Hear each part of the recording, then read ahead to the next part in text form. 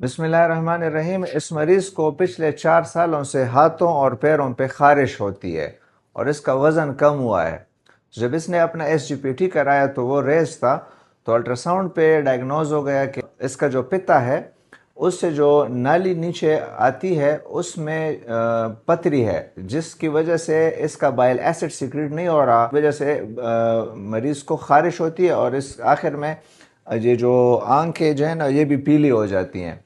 लेकिन जब मरीज़ को ऐसे बहुत अरसे से ख़ारिश हो तो उसको अपना अल्ट्रासाउंड पे पित्ते में और पित्ते की नाली में पथरी ज़रूर देखनी चाहिए। मैं अभी आपको लाइव दिखाता हूँ कि इसकी जो पित्ते की जो नाली है उसमें पथरी है और उसने उसको ब्लॉक किया हुआ है। अब ये देखें, इसमें ये जो नीचे वाला है ये पोर्टल वेन है, डॉपलर पे भी आप देख सकते हैं इसमें फ्लो आएगी, ठीक है।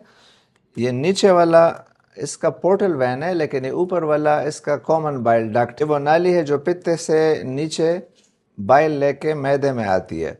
तो इसका साइज़ 5-6 मिलीमीटर से ज़्यादा नहीं होता, लेकिन ये देखें इसमें 24.4 मिलीमीटर तक है। अब अगर हम इसमें थोड़ा नीचे जाएं तो इसमें ये आपको नज़र आ गई, ये जो है ना ये सफ़ेद, ये इसमें ये पतरी है, ठीक है। इसने नीचे वाला हिस्सा ब्लॉक किया हुआ है, जिसकी वजह से इसको यरकान भी और यरकान के साथ ख़ारिश भी है। तो जिस यरकान में इंसान को ख़ारिश हो तो वो कम अज़ कम इस पित्ते और पित्ते की नाली का अल्ट्रासाउंड करा के ज़रूर देख लें।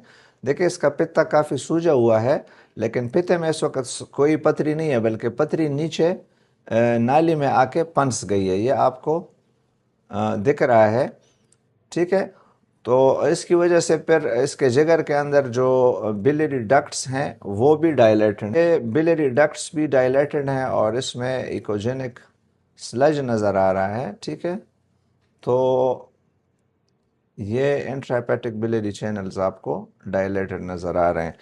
अल्ट्रासाउंड पे कैसे डिफरेंशिएट करेंगे कि इसमें हेपेटिक वेन कौन सा है और डक्ट कौन सा है? तो हेपेटिक वेन में आपको डॉपलर पे फ्लो नज़र आएगी, जबकि आपको डायलेटेड जो डक्ट्स हैं उसमें आपको फ्लो नज़र नहीं आती, ठीक है। अब ये देखें, इसमें ये एक जो है ये तो हेपेटिक वेन है, लेकिन साथ में ये डायलेटेड बिलियरी डक्ट है, ठीक है। और ये जो आपको इकोजेनिक नज़र आ रहे हैं ये भी डायलेटेड और डक्ट हैं, बिलियरी डक्ट्स हैं, जो कि जिसमें इकोजेनिक आपको स्लज नज़र आ रहा है। लेकिन जो सीबीडी है, कॉमन बाइल डक्ट, वो डायलेटेड है और उस